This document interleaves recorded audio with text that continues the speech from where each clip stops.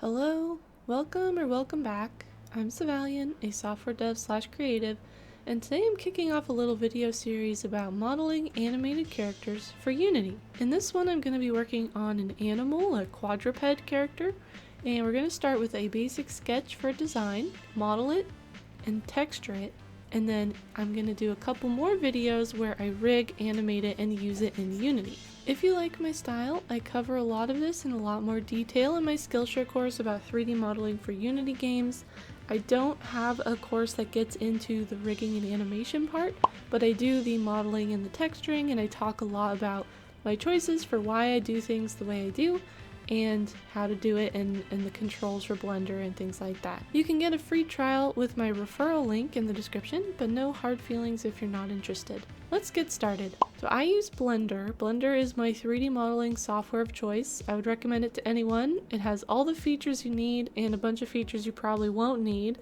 It can easily go toe-to-toe with other 3D products. It's completely free and open source and pretty well maintained. I'm not going to go over the controls for Blender in this video because I feel like learning all the hotkeys and how to navigate and stuff is an entire video in itself. So if you want to follow along, I'm assuming you are familiar enough with Blender or another 3D modeling software to get, sort of basic navigation and build out a basic model. If you have any specific questions, feel free to ask in the comments and I'll do my best. Now, the workflow I use is designed for one person to be able to do all the different pieces kind of quickly. So I don't do anything fancy. I don't sculpt or retopologize or bake any maps.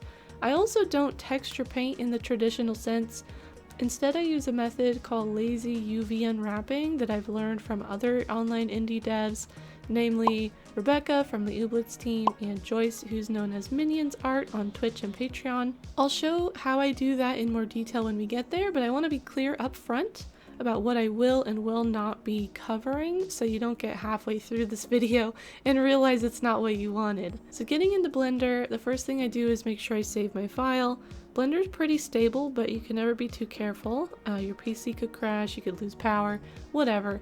Remember to save. I often forget this and it's gotten me into trouble before. Blender always starts a new file with the beloved default cube. Sometimes I do actually use the default cube, but I do usually delete the lights and the camera that are in here by default. I don't really do rendering in Blender. I pretty much just use Blender to build the model and export it to work in Unity, and then I worry about lighting and shaders in Unity rather than in Blender. When making anything symmetrical, as characters often are, I always use the mirror tool. It just saves you, and it literally just saves you the double the time that it would take to model both sides independently. There's no reason not to. And even if your character is not completely symmetrical, like if they have clothing or something that's asymmetrical, you can always start with the mirror to build out the body and most of the rest of the mesh, and then apply it, and then go in and add your asymmetrical details. By default, the mirror goes across the x-axis, which is fine, and to set that up, I'll usually either split the default cube in half and mirror the half, or move it off to the side, add the mirror modifier, turn clipping on, and then move it back to sort of connect up in the middle. And if you're new to Blender, you'll want to keep an eye on this little dot in your object. That's the origin of your object. It's kind of the starting point. And for characters, usually you want the origin point to be in the center on the ground plane at the bottom of their feet, because this is where it's going to place the character when you put it into Unity. And usually you place characters from their feet. You place them on the ground, you place them, in a certain place. If the origin was in the middle of their body, you would have to, when you put them in, it would place the middle of their body at the ground or wherever you're placing them. You'd have to offset it up. So you can work with it for sure, but it's just a little bit annoying to have the origin in the wrong point. And the origin only moves if you move your object in object view. If you go into edit mode, the origin will stay where it is and the vertices will move around it, if that makes sense. Once the mirror is active, I'm ready to start modeling. I pull in my design image, a bear. I'm not really a concept artist, so I don't spend much time on drawing concepts. I'm a lot more comfortable working in Blender, so sometimes I'll just start directly in Blender and just sort of go where my heart takes me, but other times I'll draw a simple sketch like I did today, just to get an idea of what I'm going for.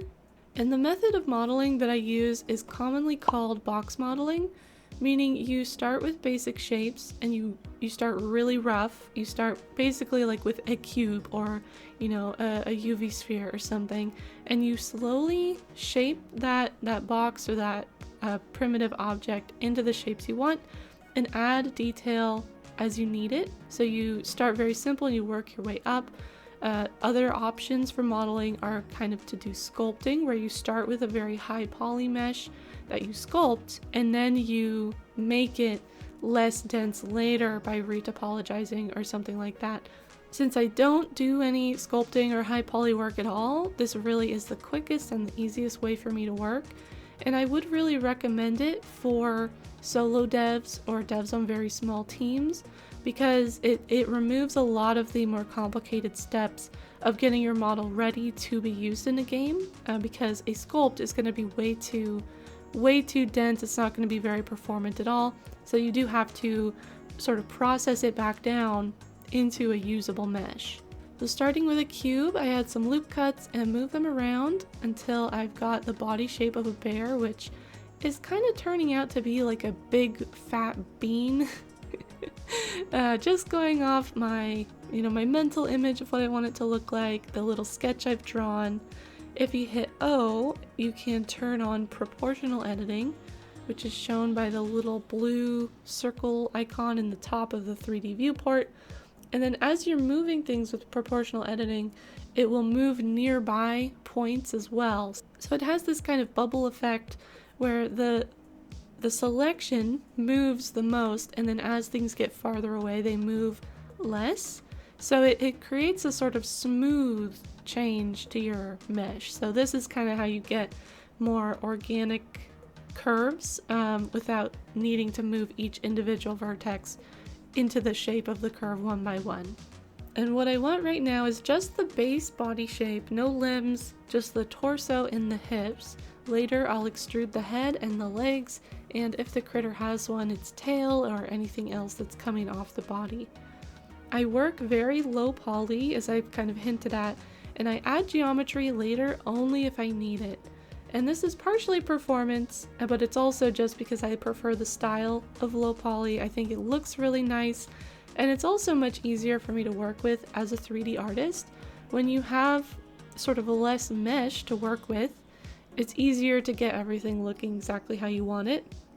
And I've never really been someone to go for like photorealistic or lifelike art or art that is very detailed, just because I'm a big fan of the simplicity of low poly and just how sort of cute it often ends up looking. I like that a lot. And as a solo dev, it takes a lot more time and a lot more practice to get good at high detail models. Like, you just really need to have that eye for detail. You need to spend a lot of time finessing different things, texture painting, you know, all the different pieces, learning how to sculpt. Retopo is one of my least favorite things to do in the world. Though I think they have some tools that make it easier now than they used to. I prefer this low poly style and this low poly process for a lot of reasons. And I think if you're working on your own and you don't have other artists or other developers to help you make your game, it's going to go much faster if you try to embrace something like this. Okay, once I have the body done, I try to get the head the right shape, and this is usually very tricky for me. I don't know what it is exactly, but I really struggle with the points where the body transitions into the neck and then into the head. I just can't see the shapes in my mind's eye, but usually I can struggle through it and get something looking decent. So the basic process I use is to find faces around the neck area, sort of position them into a rounded shape, and then extrude them out in the direction of the head. Depending on how your character is oriented, it might be up, it might be off to the side, and then I shape each sort of extrusion as I go and try to get it rounded, try to get it the right orientation. And then if there's a snout or something off the side of the head, I will extrude that as well. and just, just going slowly. It can be very tempting to add a lot of geometry to get things rounded and looking like a head, but try to resist the urge and start with the basic shapes first, and then as you add details to the head, you can always add, cut in more geometry or add loops or whatever you need later. For ears, at least on animal characters, for the ears, at least on animal characters, I usually use the knife tool, which is K. You hit K, you can sort of click on different things to add vertices and then enter to finish using the knife tool. This takes some finagling, but I try to find a place where I can use most of the geometry I've already got and then just add another little edge or two to get an ear shape out of it, and then I extrude that. And this strategy is kind of where I tend to get a little bit of flack from other 3D artists.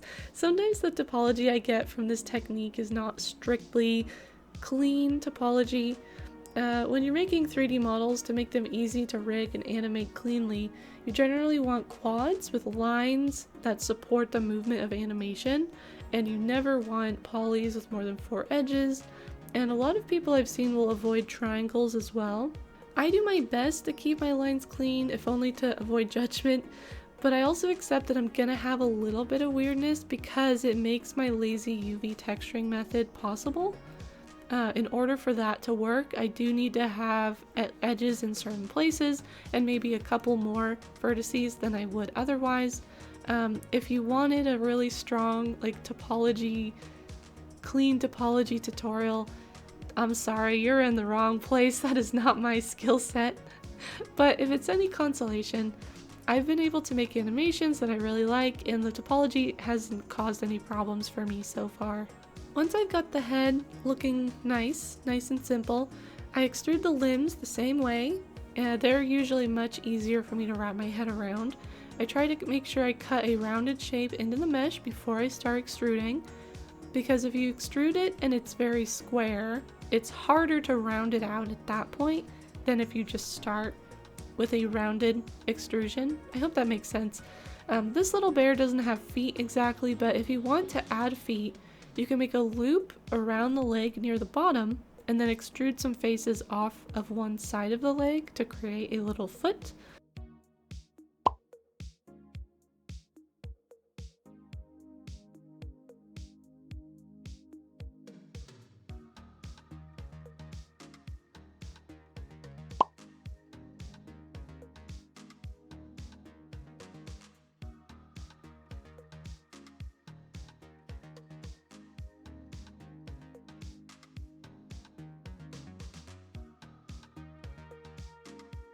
I was gonna add a tail to the bear, but as I started working on it, it didn't look right. And then I actually Googled some pictures of bear butts and realized they don't really have tails. Like, they do have tails, but they're very flat and you can't really see them, from a distance in their silhouette. So I removed the tail, and unless you're working for someone else and they've got really specific requirements, you don't have to stick to your designs exactly. I do a lot of changes on the fly based on what looks good and what I think will look good as I'm working on the model, and I think that's fine. Just don't do this if you're working on client work and it is really, specific, because I don't want you to get in trouble or lose your clients. I also made sure to add a few loops around the legs where I think they'll need to bend, so animating will go more smoothly. And when I'm totally done with my mesh, if I think it's a little bit too sparse to look good when animating or look good with different shaders, I will do a little subdivide to give those things more room to work, make it a little bit more rounded. This is dependent on the model though, but I don't do that now. I just thought I would mention it as I'm building this mesh. I am intentionally keeping it very, very low poly. Once I have the basic body done, it's time to go in and add details. But before I do this, I like to get the texture set up so I can see how things are coming along as I work on those details. So to set up my lazy UV unwrapping, I start with a texture that is a grid of colors or gradients. I've put a lot of thought into how this specific texture is set up, but the basic idea is that different colors go left to right, and then different materials or shaders go from top to bottom. This is all very specific to me. Again, I talk a lot more about how to build out these grids in my Skillshare course, but if you've got GIMP or Photoshop, you can literally just drop in, a bunch of squares. You can turn on the grid in your photo editor and just drop in squares, export that as a PNG, and it's good to go. And then to actually put the texture on my mesh, first I assign this image to the material, and then I unwrap different parts of the mesh and fit those UVs inside the swatches for the color that I want that part of the mesh to be. If you're using gradients instead of flat color swatches, which I do recommend, you can also move certain edges or vertices along the gradient to create some really nice visual effects. Joyce at Minions Art in particular has some really nice tutorials on ways you can use this to get different looks. Like she has a cloth one and a metal one. Very nice, very great tutorials. I would recommend checking out Joyce's GitHub and Patreon for sure. To start on the base body color, I usually like to line the creature up vertically in the view, select everything, hit U for unwrap, and then project from view. This basically flattens the UVs from the perspective of where you're looking at in the view. And I can select these in the UV view, scale them down, and drag them into the gradient square that I want. And we get a nice sort of smooth gradient from the top of the bear to the bottom of the bear to start out with. From here I can start grabbing vertices and sliding them up or down the gradient to change how the mesh looks. I want the feet, the belly, and the snout to sort of fade to this darker color, and the top parts of the bear to be lighter, kind of to simulate light and shadow, but also to add variety in the color. I don't want most things I don't want to just be one flat color, and that's just a style choice. There's also this small button at the top of the UV editor that looks like two arrows pointing in opposite directions, and this turns on and off the mesh selection sync. So when this is on, all the UVs remain connected the way they are connected on the mesh, no matter what you have selected. And then if it's off, the UVs can be disconnected and moved around without disrupting the other faces they're connected to. So you can use the inactive sync, turn it off, to get a hard edge between the colors on two different faces. And then if you have it on, you can get a smooth transition between those two faces. And just play around with this. I would recommend playing around with it with just a swatch sheet and just a random mesh, just to see how you can use these different modes. I don't have too many details planned for this bear, so I start by cutting in the eyes with the knife tool, which sounds really gruesome. It sounds a lot more gruesome than it actually is. I've been giving all my critters glowing eyes to make them more magical, and I have a row along the bottom of my texture sheet that I've specifically saved for emissive colors. So in order to get the glow, I need to move these down there. And then I want to add some other main color, like the secondary color to this mesh, in addition to the base body color. My game does support vanity skins that you can unlock, and so I want to make sure I have something on all of my critters that is a second color, so I can make interesting color combinations instead of just changing the base color, just to expand the possibilities for that a little bit more. So I decided on geometric shapes from the head and down the back, down the bear's spine, like I have in my sketch. And then I've added a couple of rings of emission around the legs, just to add a little bit more of that glow, make it a little bit more magical. I thought about adding other patches of color, and I put some in and then took it out. In the end, I decided it was fine how it was with just the geometric shapes and the legs, but you can really play around and just see what you like.